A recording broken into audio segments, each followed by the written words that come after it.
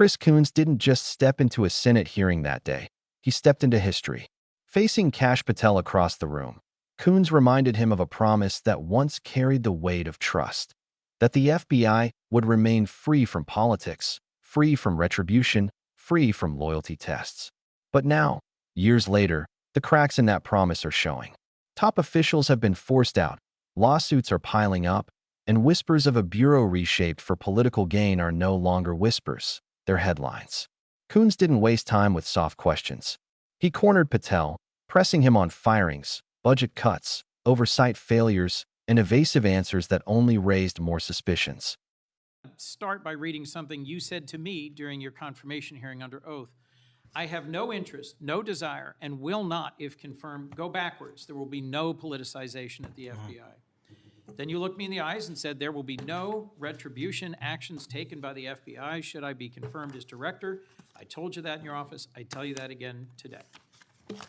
I'm concerned that that's not what's happened, that since you took over as director, you've cleaned house or forced out senior leaders across the Bureau, in particular targeting those that worked on investigations of President Trump. The former acting director has just sued you for firing him for political reasons. So did a leader in the D.C. field office. And the well-respected leader of the Salt Lake City office was pushed out last month, leaving that office shorthanded at a particularly difficult time. I'm worried that these actions compromise the Bureau's ability to keep Americans safe.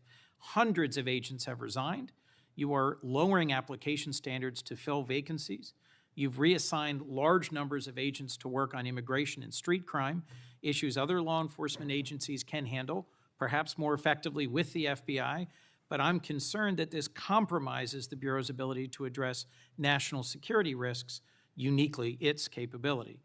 In fact, you've shut down the Office of Integrity and Compliance, which makes sure that agents act in a lawful and ethical way, and reassign staff away from domestic terrorism investigations exactly at a moment I think we are all concerned about it.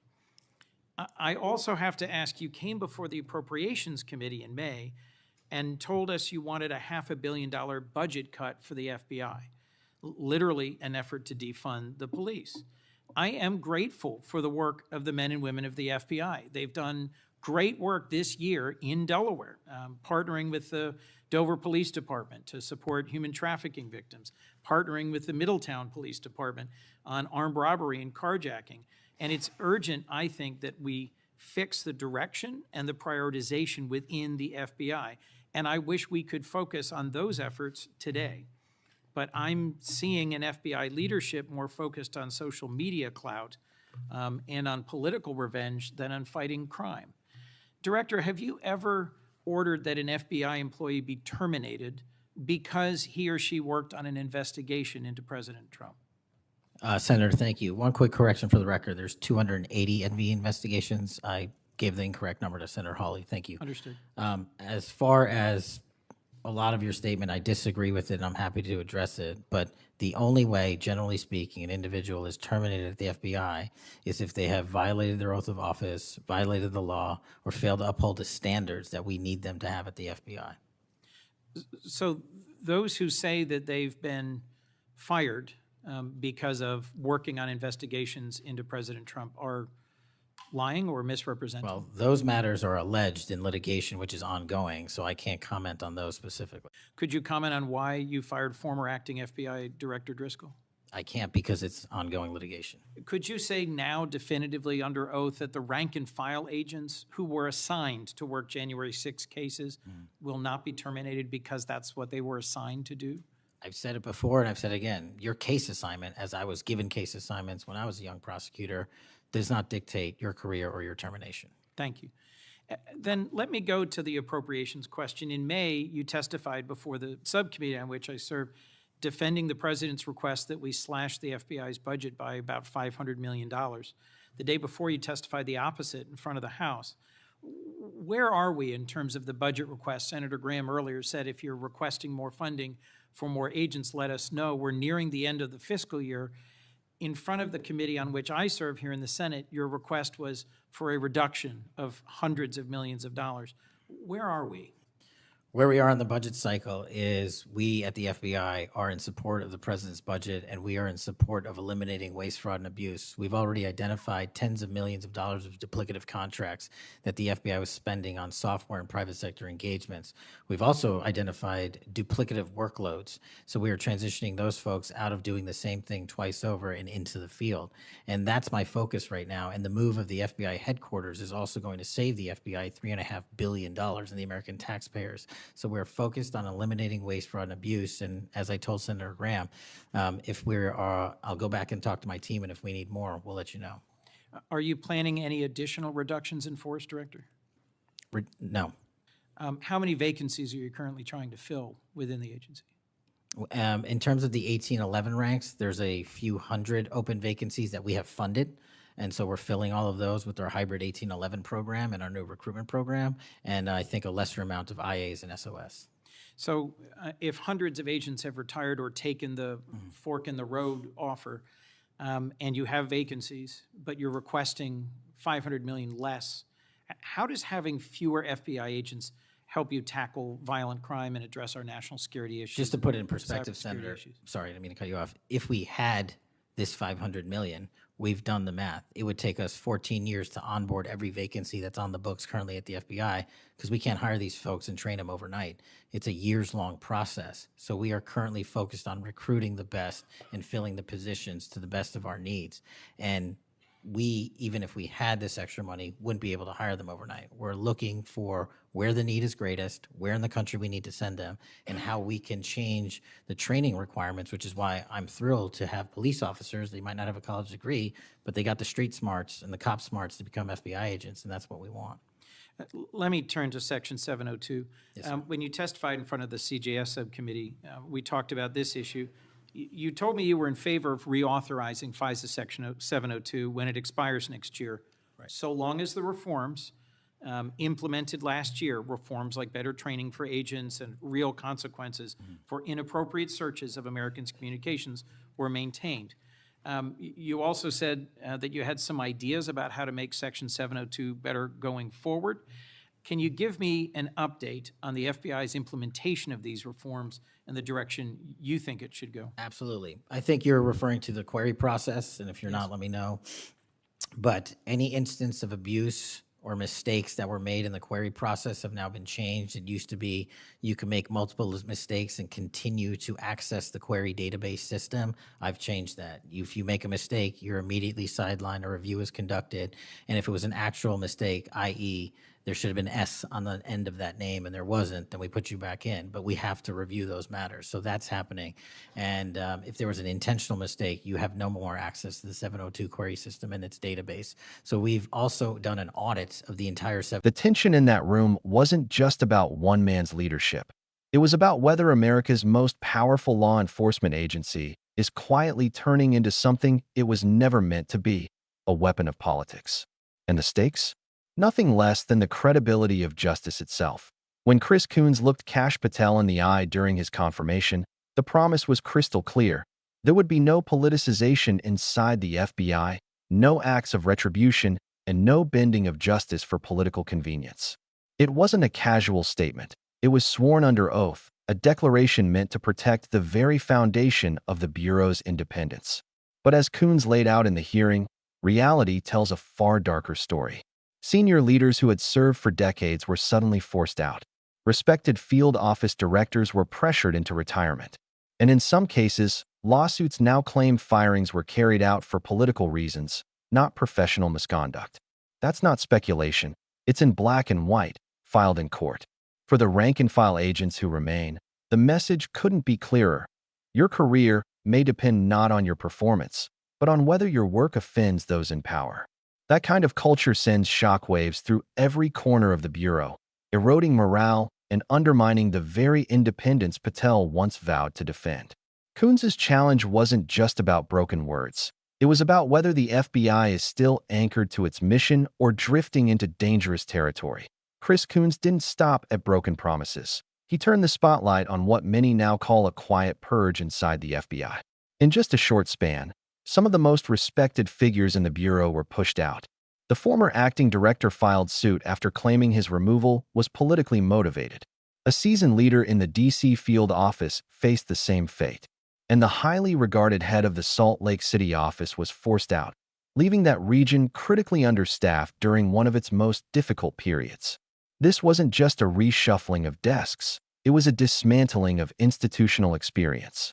Hundreds of career agents walked away, either resigning in protest or accepting early exits. The vacancies left behind have grown so severe that the FBI has been lowering recruitment standards to fill the gaps. Instead of seasoned investigators with years of specialized training, new hires are being rushed in under looser requirements. The effect is devastating. A hollowed-out agency where expertise is drained, morale is collapsing, and trust is fading. Coons's warning was clear. What's happening inside the FBI isn't renewal, it's erosion. And if the pattern continues, the damage won't just be internal. It could reshape the Bureau's credibility for decades. That if the purge raised eyebrows, the budget debate raised alarms. In May, Coons confronted Kash Patel with a contradiction that stunned even seasoned senators. One day, Patel testified in support of reducing the FBI's budget by nearly $500 million. The very next day, in front of a different committee, he appeared to defend the Bureau's need for more resources. Which was it? More money to meet growing threats, or less money to shrink the agency? For Coons, the contradiction wasn't a minor slip. It was a red flag. At a time when cyber attacks are becoming more sophisticated, domestic extremism is on the rise, and global adversaries are probing America's defenses, how could the FBI's director justify cutting funding that supports agents, training, and investigations? Patel's defense sounded more like an accountant's balancing act than a leader's vision. He spoke of eliminating duplication, streamlining contracts, and saving billions by moving headquarters. But the optics told a different story. A bureau deliberately weakened at the very moment threats are multiplying. For critics, this wasn't belt-tightening. It looked like sabotage dressed up in spreadsheets. And Coons's question lingered in the air. Why starve the very agency tasked with keeping Americans safe? As if the staffing crisis and budget contradictions weren't enough, Coons zeroed in on a move that struck at the FBI's core safeguards: oversight. Under Patel's leadership, the Bureau quietly shut down the Office of Integrity and Compliance, the very division tasked with ensuring agents followed the law and upheld ethical standards. Even more shocking, the internal auditing office responsible for monitoring surveillance programs was dissolved as well. On paper, Patel claimed it was efficiency. He insisted the duties were simply folded into other departments, reducing duplication and streamlining the process. But Coons wasn't convinced, and neither were outside observers. For decades, those offices existed to provide an independent check against abuse, an extra layer of accountability designed to protect both the agency and the public. Eliminating them under the banner of efficiency left one unavoidable question: was oversight being streamlined or stripped away? The timing made it even more alarming. With surveillance authorities under intense scrutiny and public trust already fragile, removing dedicated watchdogs looked less like reform and more like retreat. Coons pressed Patel to explain how the FBI could credibly promise accountability while dismantling the very structures built to ensure it. The answer he gave did little to reassure. The most telling moments came when Coons demanded straight answers, and Kash Patel simply wouldn't give them. When asked directly if FBI agents were ever terminated because of the cases they worked, Patel avoided the heart of the question. He repeated vague lines about violations of standards and ongoing litigation, but never offered the one response that could have restored trust: a clear denial. That silence spoke louder than words. If everything was as fair and transparent as Patel claimed, why hide behind legal language? Why not tell the American people definitively that no agent was punished for simply doing their job? Coons pushed again, pointing to lawsuits already in motion, to the chilling effect across the Bureau, and to the damage such uncertainty inflicts on morale. But Patel refused to step past the safety of carefully crafted phrases. For those watching, the evasions were impossible to ignore. In an agency where credibility is everything, dodging simple yes or no questions only deepens suspicion. Coons made it plain. Without transparency, there can be no confidence. And in that hearing room, every sidestep from Patel left the FBI's independence looking less like a principle and more like a promise slipping through the cracks. Beyond the lawsuits, firings, and budget battles, Coons drew attention to the heart of the matter: the FBI's independence. The Bureau isn't just another federal agency. It's the nation's frontline defense against terrorism, espionage, cyber attacks, organized crime, and corruption.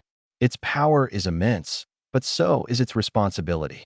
And that responsibility depends entirely on one fragile foundation: public trust.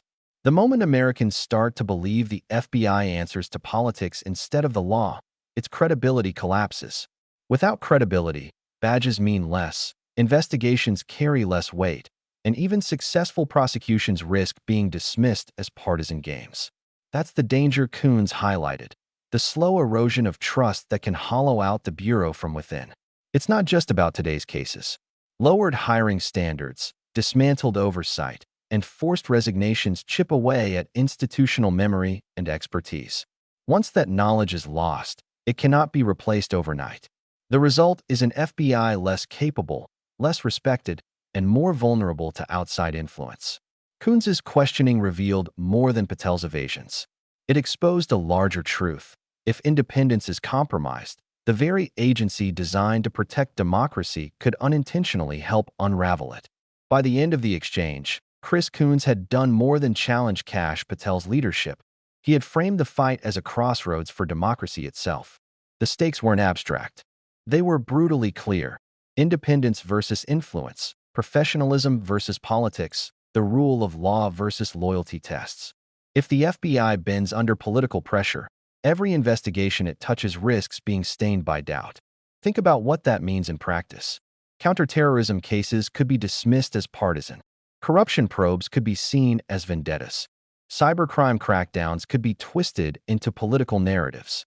Once the perception of neutrality is gone, every verdict, every arrest, and every conviction carries a shadow. And in law enforcement, perception is power. Coons's warning was simple but devastating. When the FBI's integrity is questioned, the safety of the country itself is questioned. Because no matter how many agents, how many offices, or how many tools the Bureau has, none of it works without trust. This wasn't just a Senate hearing.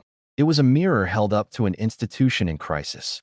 And the reflection staring back raised the most unsettling question of all: can the FBI still serve the people, or is it sliding into something far more dangerous? By the time Coons finished, the hearing felt less like routine oversight and more like a warning shot to the entire country. The evidence laid out was staggering: broken promises, a purge of respected leaders, a budget plan that weakened the Bureau, oversight mechanisms dismantled, and evasive answers when clarity mattered most. Piece by piece, it painted a picture of an FBI drifting from its core mission of impartial justice. But this isn't just about one director or one Senate exchange. It's about the future of an institution that holds unparalleled power. The FBI has the authority to investigate threats, foreign and domestic, to uncover corruption at the highest levels, and to protect the safety of millions. If that authority is compromised, or even perceived as compromised, the consequences ripple through every corner of American life. Trust is the oxygen of justice, and without it, even the strongest system suffocates. So now the question is bigger than Kash Patel. It's about whether the FBI can still be trusted to stand above politics, or if it has already crossed a line it may never fully return from. What do you think? Can the Bureau remain truly independent? Drop your thoughts in the comments. And don't forget to subscribe for more breakdowns that go beyond the headlines.